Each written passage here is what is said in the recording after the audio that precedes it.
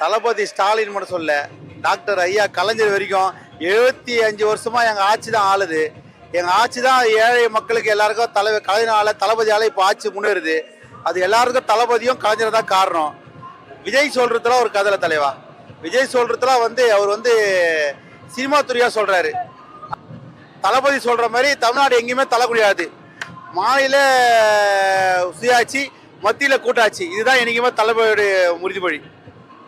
இந்த மகளிருக்கு இலவசங்கிறது தலைவர் ஸ்டாலின் உட்படுத்தான். அதுக்கப்புறம் தலைவர் ஸ்டாலின் தான் பஸ் பேர் வச்சு பஸ்ஸுக்கு ஃப்ரீ பண்ணுது.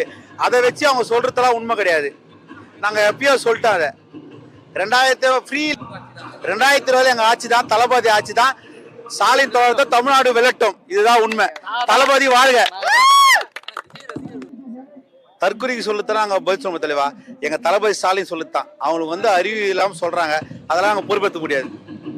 மகிமா நடிகர் விஜய் கத்துக்குட்டித்தனமா 2026ல நான் தான் ஆட்சிக்கு வருவேன், ஸ்ட்ரைட்டா முதல்வர் ஆவேன், திமுக ஒழிச்சிருவேங்கிறாரு. இந்த இயக்கம் எனக்கு வயசு 60 ஆகுது.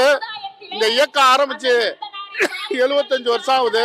இந்த இயக்கத்தை அழிக்க நினைச்சவன் தான் அழிஞ்சிருக்கான ஒழிய திமுக என்றைக்கும் எதற்கும் கவலைப்பட்டதில்லை. ஒவ்வொருவருக்கும் சமாதி கட்டி வளர்ந்த இயக்கம் தான் திராவிட முன்னேற்ற கழகம். அதனால எங்க மகளிர் அணியோட நாங்க மீண்டும் சிஎம் ஸ்டாலின் ஐயா வருவாரு. மகளிர் உதவித்தொகை 1000 வழங்கினாரு. அடுத்து 2000 வழங்குறப்போ ஏகப்பட்ட வரவேற்பு. இலவச பஸ் பயணம் கொடுத்தது சிஎம் தான்.